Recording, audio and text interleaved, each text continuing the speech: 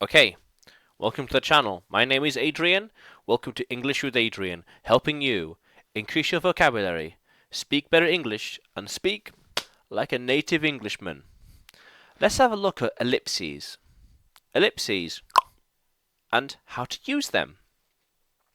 So, some words in English can be left out of sentences. Oh, let's change that. Some words in English can be left out of sentences so you don't repeat yourself. Don't repeat yourself. Repeat, repeat, repeat, repeat, repeat. We don't want that. Nah. For instances, when two sentences or phrases are connected using conjunctions and, but, or, then you can leave out the repeated word. We don't need the repeated word. You can leave it out. Don't need it. Don't waste your breath. She bought a hat, but she didn't wear it. She bought a hat, but didn't wear it. Why? He bought a book. He bought a book, but he didn't read it. He talked to the cat, but not for long. Well, he talked to the cat. He talked to himself, but he didn't talk for long. He gave a speech, but not for long. Yeah. He decided if he wants a pancake. Oh, he can't decide if he wants a pancake or if he wants a cake. Pancake or cake? The thing here is he can't decide if he wants pancake or cake. We don't need to repeat ourselves. He can't decide if he wants a pancake or if he wants a cake. Don't need to say that. Irrelevant. You're repeating yourself. You're repeating yourself. Don't need that. It remains. Oh, if the meaning remains clear, then the repeated subject, remember who the sentence is talking about, and verb, action, can be dropped. Don't need it. He loves the classics and he loves latest models. He loves the classic cars. He loves the classic cars and the modern ones. He loves the classic cars and he loves classic cars and modern. This subject here, the classic cars, doesn't need to be repeated. He loves the classic cars and he loves the modern ones. Just need to say modern ones. We don't need to say he loves twice. You're repeating yourself. You put it in ellipses to make it, in some cases, to be extra specific as to what you're talking about. But if it's clear, you don't need it. I'd love to learn how to fly. Fly. But I'm too busy. I'd love to learn how to fly. But I'm too busy to learn. I'm too busy. It's implied. I'm too busy. Too busy what? To learn. But you already mentioned learning here as a verb. Don't need it. Don't need it. I'd love to learn how to fly, but I'm too busy. I'd love to learn Portuguese, but it's not important to learn Portuguese. I'd love to travel to North Korea, but it will be too difficult. But you see there, I mentioned difficult because I didn't say what was wrong earlier. I'd love to. Okay, I'd love to travel, actually. I'd love to travel to North Korea, but it's too difficult to travel. It'll be too hard. It'll be too dangerous to travel. Not for me. Yeah, it's fine. I'd love to go to Mexico, but I have to wait before I can go. I have to wait. I have to wait. Oh, okay. If the meaning is clear, if the meaning is clear, then words already mentioned don't need to be repeated. That's important. I'm excited to travel abroad or around my own country. I'm excited to travel to Spain or France or Russia, Germany. I'm excited to travel to Germany, and I'm excited to travel in England, my own country. I'm excited to learn Chinese, and I'm excited to learn Spanish.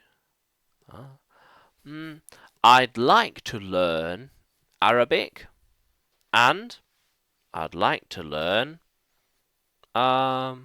Portuguese, Russian. Russian. One or two others. Russian, yeah, no worries. Okay. He said he'd be here soon.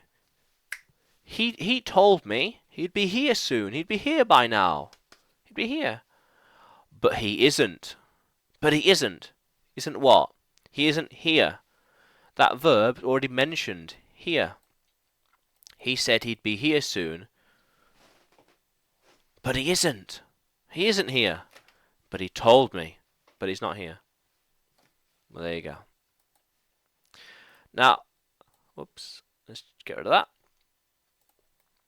Conversation ellipses, because some words can be left out if the meaning is understood from the context. If the context makes sense, you don't need to include too many words. Let's make that space a little better. Yeah, look. What time does the party start? 9. It starts at 9. You haven't got to say, what time does the party start? The party starts at 9. Don't need that. Unnecessary. What time does the party start? What time does the party start? 9. That's it. When is the flight? When is the flight from the airport? 7. 7. What kind of cake would you like? Chocolate, please. I would like chocolate cake, please. Yeah, I would like chocolate cake, please. What did you think to the cake? I thought it was very sweet and rich in flavour. Don't need that. Too long. Too long. Very sweet and rich. Yeah, muy rico. Muy rico. Don't need it. What did you think to the cake? Sweet and rich. That's it. I thought the cake was unnecessary. Just sweet and rich. She wants to travel somewhere, but can't decide when. She wants to travel somewhere, but can't decide when to go. She wants to travel to Spain, but doesn't know when. When what? When to travel. When to go. We don't need that because it's implied. She wants to travel somewhere, but can't decide when. When to go. She can't decide when to go. Don't need it. I want to go to Mexico, but I'm not sure when to go. I'm not sure when. There's a few factors unknown.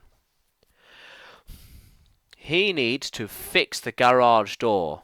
The door.